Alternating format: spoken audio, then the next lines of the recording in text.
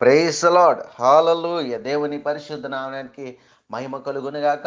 అందరూ ఎలా ఉన్నారండి? బాగున్నారా? ఈ సాయంకాల సమయమందు దేవుని యొక్క వాక్యం అందించడానికి ప్రభువు నాకు ఇచ్చిన ఈ అవకాశం బట్టి దేవాతి దేవునికి మహిమ చెల్లిస్తూ ఏమాత్రం ఆలస్యం చేయకుండా కొద్ది నిమిషాలు మాత్రమే వాక్య ధ్యానం చేయాలని ఆశపడుతున్నాను. బైబిల్ ఉన్నవారు కలిసి ధ్యానం చేద్దాం. రండి, బైబిల్ తెరిచి చూడండి. లూకా సువార్త 13వ అధ్యాయము 11వ వచనము నుండి కొన్ని మాటలు నేర్చుకోబోతున్నాం. కలిసి ధ్యానం చేద్దాం.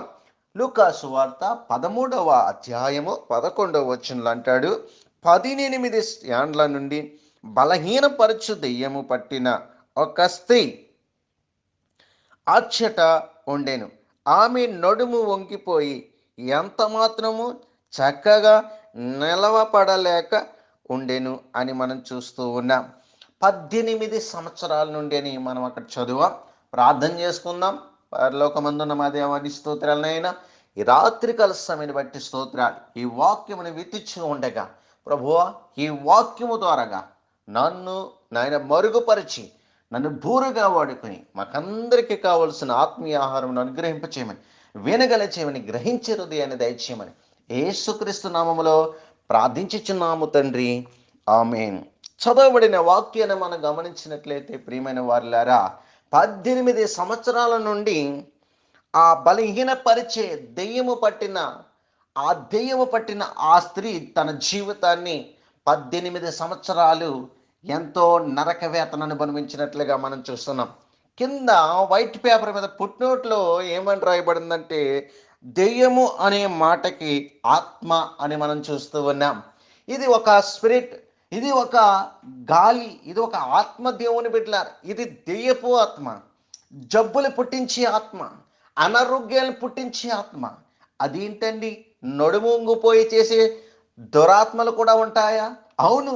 బైబిల్ గ్రంథములో యేసు ప్రభు వారు అంటారు, చెమిటి గుడ్డి మూగదైమా, యేసునామములో పో, బయటికి రా అని దేవుడు ఆజ్ఞాపించినట్లుగా మనం చూస్తూ ఉన్నాం.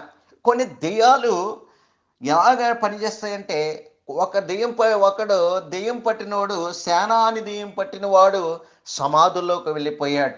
వాడు గాయపరుచుకుంటున్నాడు. వాడిని ఎవడును స్వాధీనపరచలేనంత స్థితిలో వాడున్నట్టుగా మనం చూస్తున్నాం. మరొక వ్యక్తి ఆ చెమిటి దెయ్యం పట్టినట్టుగా, మూగ దెయ్యం పట్టినట్లుగా, మూర్ఛిల్లే దెయ్యం పట్టినట్లుగా బైబిల్ గ్రంథములో మనం చూస్తూ ఉన్నాం. కాబట్టి ప్రియమైన వారిలారా, దేవుడు ఏ దురాత్మనైనా ఆయన పారదోలగలిగిన శక్తి కలిగిన వాడు. మనం ఎప్పుడు వాటిని జయించగలుగుతాము అని ఆలోచన చేస్తే, మనం ఎప్పుడైతే దేవుని పరిశుద్ధాత్మ పూర్ణతలోనికి మనం నడిపించబడతామో, అది దేవుని పరిశుద్ధాత్మ మనలో ఉన్నప్పుడు ఆ చెమిటి దయ్యమైనా, మూగ దయ్యమైనా, ఏ రోగము పుట్టించే దయ్యమైనా అది మనల నుంచి విడిచిపోతుంది. కనుక ఈ రాత్రి మనం గమనించవలసింది ఏంటని ఆలోచన చేస్తే, ప్రియమైన దేవుని బిడ్డలారు ఇక్కడ అంటున్నాడు కదా, దెయ్యము అనే ఒక మాటకు ఆత్మ అని మనం చూస్తూ ఉన్నాం. అయితే ఆ దురాత్మ మన యొద్ద నుండి పారిపోవాలంటే మనలో దేవుని ఆత్మ కలిగి ఉండాలి.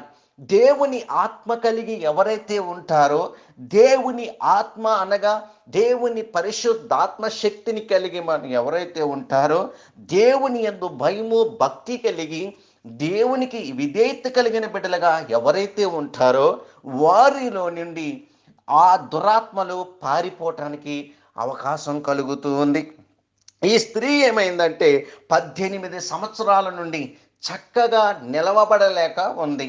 ఎలాగుంది అని ఆలోచన చేస్తే, నడుము ఒక బద్దలాగా వంగిపోయి కేవలము ఆమె నేల చూపు మాత్రమే కానీ నిలబడింది మాత్రము లేదండి. ఎంత నరక వేతన! చక్కగా ఒక్కరోజు కూడా పైకి లేచి చూసే అర్హత లేకుండా 18 సంవత్సరాలు తన జీవితాన్ని ఎంతగా నరక వేతన అనుభవించిందో మనం చూస్తూ ఉన్నాం. ఆ కింద వచనాల్లో అంటాడు, ఆ యొక్క స్త్రీ నిలబడలేక ఉండెను. 12వ వచనం అంటాడు, యేసు ఆమెను చూచి రమ్మని పిలిచి, అమ్మా, నీ బలహీనత నుండి విడుదల పొంది ఉన్నావని ఆమెతో చెప్పాను. దేవునికి స్తోత్రం చెప్దాం. హల్లెలూయా, హల్లెలూయా. యేసు ప్రభు ఆమెను చూచి ఆమెను రమ్మని పిలిచాడు. చూడండి ప్రియమైన దేవుని బిడ్డలారా, ఆ యొక్క ఎరికో పట్టణానికి వచ్చిన వాడు యెరూషలేము నుండి ఎరికోకి కిందకొచ్చి ఆ దొంగల చేతిలో ఉన్న వాడిని యేసు ప్రభు చూచి కనికరించి జాలిపడి వాడిని ప్రేమించి వాడి గాయాలు కట్టి నూనెను ద్రాక్షారసము పోశాడు.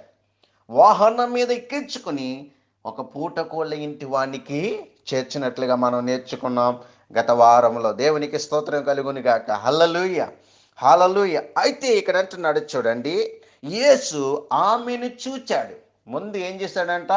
యేసు ప్రభు ఆమెను చూచిన తర్వాత రమ్మని పిలిచి ఏమన్నాడు తెలుసా? అమ్మా, నీ బలహీనత నుండి విడుదల పొంది ఉన్నావని ఆమెతో చెప్పి ఆమె మీద చేతులు ఉంచగానే ఆమె చక్కగా నిలవబడి దేవునిని మహిమపరిచింది. దేవునికి స్తోత్రం గట్టిగా చెప్దాం. హల్లెలూయా, హల్లెలూయా. ఆమె చక్కగా నిలబడి ఏం చేసింది? మొదట దేవునిని మహిమపరిచింది. దేవుడు పిలిచాడు, ఆమెను చూచాడు, ఆమెను పిలిచాడు, ఆమె మీద చేతులుంచాడు. ఎప్పుడైతే యేసు ప్రభు చేతులుంచాడో ఆమె చక్కగా లేచి నిలబడింది, దేవుని మహిమపరచడం ప్రారంభించింది. దేవుని బిడ్డలారా, అక్కడున్న పరిచయాలందరూ కూడా విశ్రాంతి దినమున స్వస్థపరచుట మంచిది కాదు అని అధికారులందరూ కూడా వారు రకరకాలుగా అక్కడ మాట్లాడినట్టుగా కింద వచనాలన్నీ మనం చూస్తూ ఉంటాం. దేవుడు వారికి తగిన బుద్ధి చెప్పాడు. ఆ తర్వాత మనం చూసినట్లయితే 16వ వచనములో ఏమని అంటాడంటే, ఇదిగో 18 ఏండ్ల నుండి సాతాను బంధించి నా అబ్రహాము కుమార్తె అయిన ఈమెను విశ్రాంతి దినమందు ఈ కట్ల నుండి విడిపింపదగదా అని అతనితో చెప్పాను. అయితే ఈమె ఎవరు కుమార్తె అంట? అబ్రహాము కుమార్తె. 18 సంవత్సరాలు కట్లతో బంధింపబడింది. సాతాననే కట్లలో బంధింపబడిన ఈ స్త్రీని అనగా ఈ కుమార్తెను విడిపించటము ఎంత గొప్పదో దేవుడు అక్కడ మనం చూస్తూ ఉన్నారు. కాబట్టి ప్రియమైన వారులారా, ఎప్పుడైతే ఆమె కట్లు విప్పబడ్డాయో, ఎప్పుడైతే ఆమె కట్లు తెంపబడ్డాయో, ఎప్పుడైతే దేవుడు ఆమెను చూచి ఆమెను పిలిచి ఆమె మీద చేతులుంచగా ఆమె స్వస్థత పొందిందో, వెంటనే ఆమె దేవుని మహిమపరిచింది. దేవునికి స్తోత్రం కలుగునుగాక. హల్లెలూయా, హల్లెలూయా. కాబట్టి ప్రియమైన దేవుని బిడ్డలారా, మనము ఏ కట్ల చేత బంధింపబడి ఉన్నాం?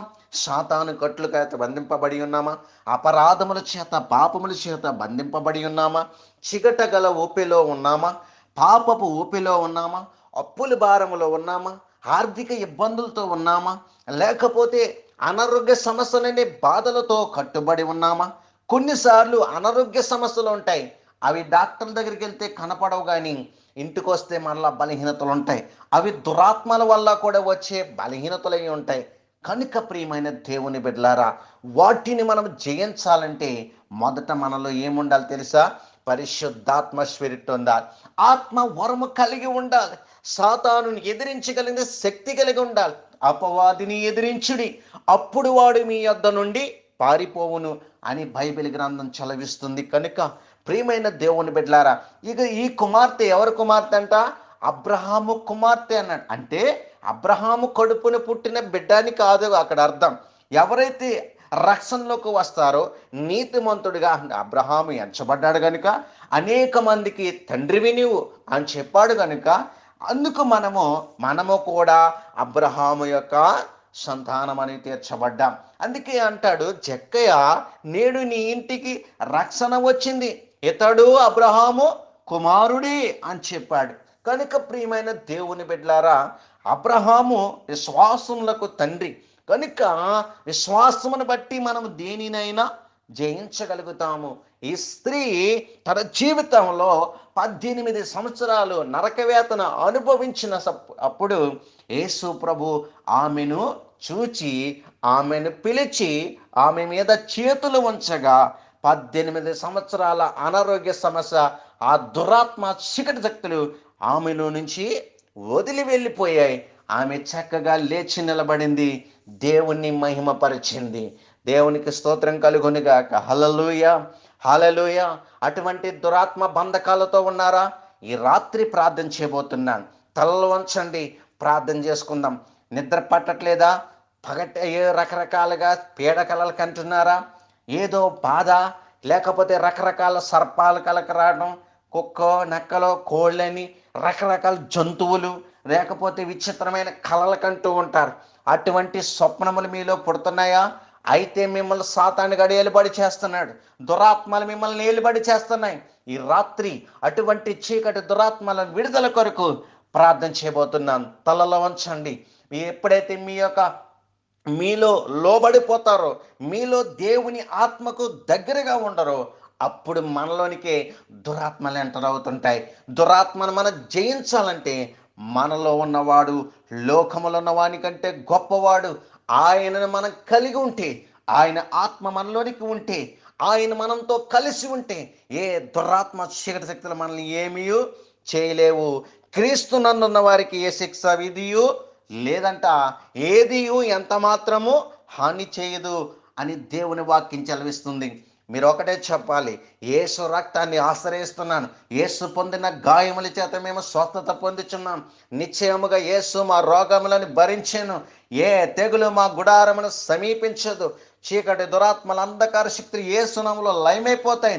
ఒక విశ్వాసముతో ఈ నమ్మి వాగ్దానాలు పలకండి.